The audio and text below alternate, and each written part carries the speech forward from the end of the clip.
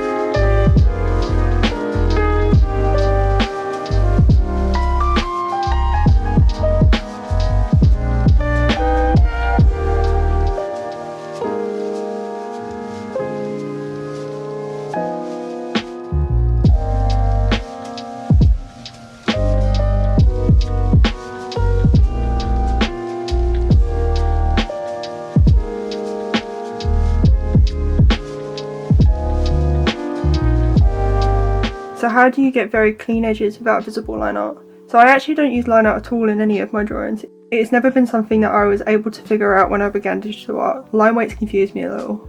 But I thought that that was the only way to draw digitally other than a more painted style. This was until I saw an artist do lineless art. It inspired me and the next drawing I drew was in that style. It has been difficult at times to separate details without line art, but I try to improve the skill by doing my limited colour drawings. which only include 5 colours. This was the first series I'd done, and it really challenged me to figure out how to create details without them blending together. I have currently been working on another limited colour series that I am really excited to show you all. Here is a sneak peek of one of the characters. If you know the character, let me know in the comments. I'm excited to finish all 9 of the drawings.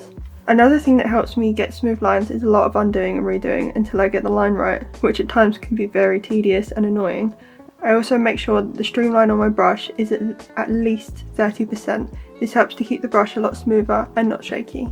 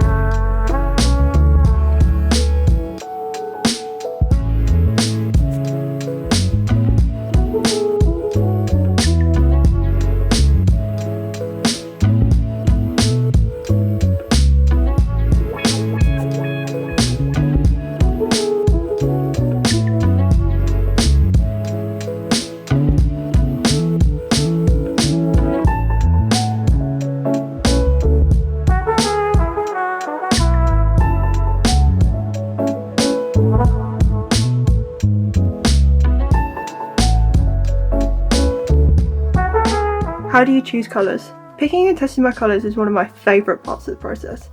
I have many colour palettes and colours saved in Procreate that I can easily choose colours and keep them consistent across all of my drawings. My colour palette started with my original characters and I have then built them up from there, so I do often change some of the colours to be more vibrant or distinguishable. When I get to rendering a drawing, I will often always use multiply or screen to create the shadows and highlights. To determine what colour I use for the shadows specifically will depend on what colour I am rendering. If I am rendering purple, for example, I will shift the hue and use a blue to create the shadows. I found that this really helps with keeping the drawing visually interesting while also keeping the drawing vibrant. Typically, if you use the exact same colour for shadows, it can cause more greyish tones, especially if you don't use multiply and just change the brightness and saturation of your colour. So I recommend to try shifting your hue as well, as it can really change your drawing.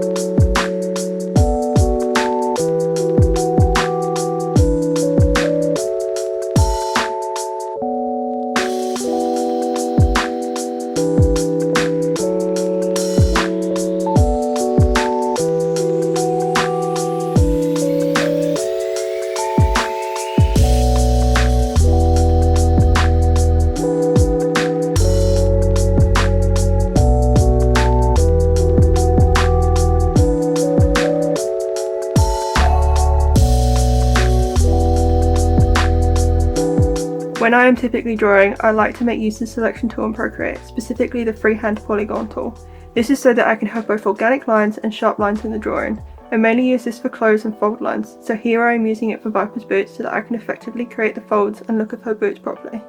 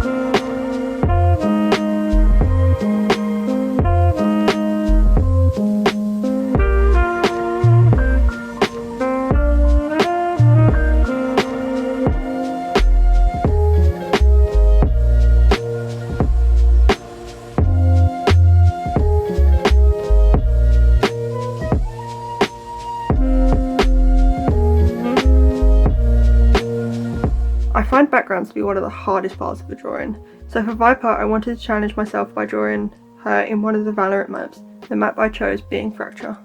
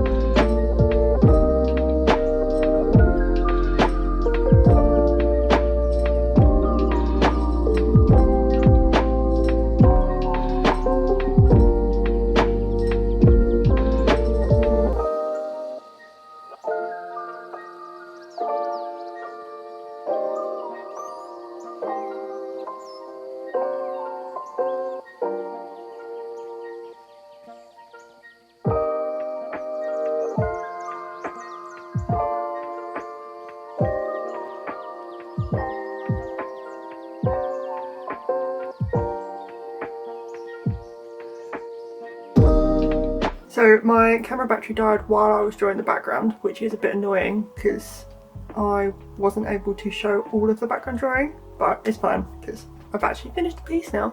This is the finished piece. I'm really happy with it, especially with the way that I drew Viper and how it really shows her character a bit and shows her power of the smoke, and it really sits well next to my jet piece. When I was drawing the background I really didn't know what to do, but then I'm happy that I settled with the Valorant map Fracture because it came out really well, and it's nice because it shows her a bit in the environment of the game, whereas with my jet drawing I only drew her sitting on a wall, so it kind of was a bit nicer to have her in the Valorant environment, and I hope to kind of bring that across my next drawings for the next Valorant characters. I also did want to mention that yesterday I had a shop update, which is cool. It is a spooky shop update, so it is all Halloween themed and spooky stickers. These two are my favourite ones, and they are the word spooky, but they're holographic as well, so they are great for the Halloween season. I also have these two. One is Sun from Five Nights at Freddy's Security Breach, my newest Dryad sticker. She's based off of a wisteria tree, so she's really pretty. And then I have these little ghost type Pokemon stickers. Yeah, they're really cute. Link in the description if you would like to snag yourself one of these spooky stickers. So that was a insight into my drawing process, a little bit more than what I show on Instagram and stuff. So if there's any specific things that you want me to go into a little bit more, I can do that in another video. Let me know in the comments. And yeah, I hope you like this video. Leave a like and yeah, bye.